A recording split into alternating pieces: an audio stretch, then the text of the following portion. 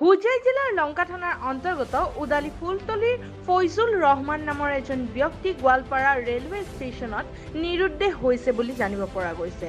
উল্লেখযোগ্য যে নিৰুদ্দেশ হোৱা ব্যক্তিগৰাকী চিকিৎসাৰ কাৰণে নেপাল গৈছিল।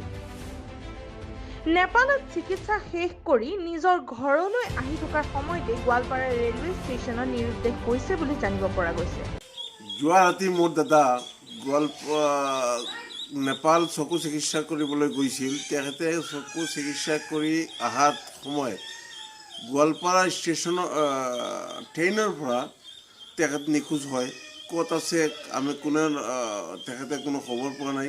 ষ্টেচনৰ পৰা কোনো দুষ্কৃতিকাৰীয়ে তেখেতক কিবা কৰিছে বা তেখেত ট্ৰেইনৰ পৰা ওলাই নামি গৈছে নেকি আমি নাজানো।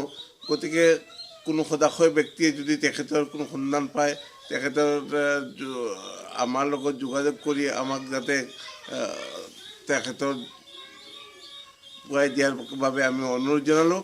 তেখেতৰ নামটো হ'ল ফৈজুৰ ৰহমান, লামডিং সমষ্টিৰ উদালি লংকা থানাৰ অন্তৰ্গত উদালি ফুলতলি বজাৰ তেখেতৰ ঘৰ।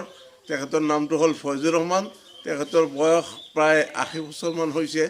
গতিকে কোনো সদাশয় ব্যক্তি যদি পায় গোৱালপাৰা ষ্টেচন বা গোৱালপাৰা আশে পাশে বা ক'ৰবাত যদি পায় তেখেতক আমাৰ লগত যোগাযোগ কৰিবৰ কাৰণে বা আমাৰ ফোন নম্বৰ তাত দিয়া আছে 6005679778।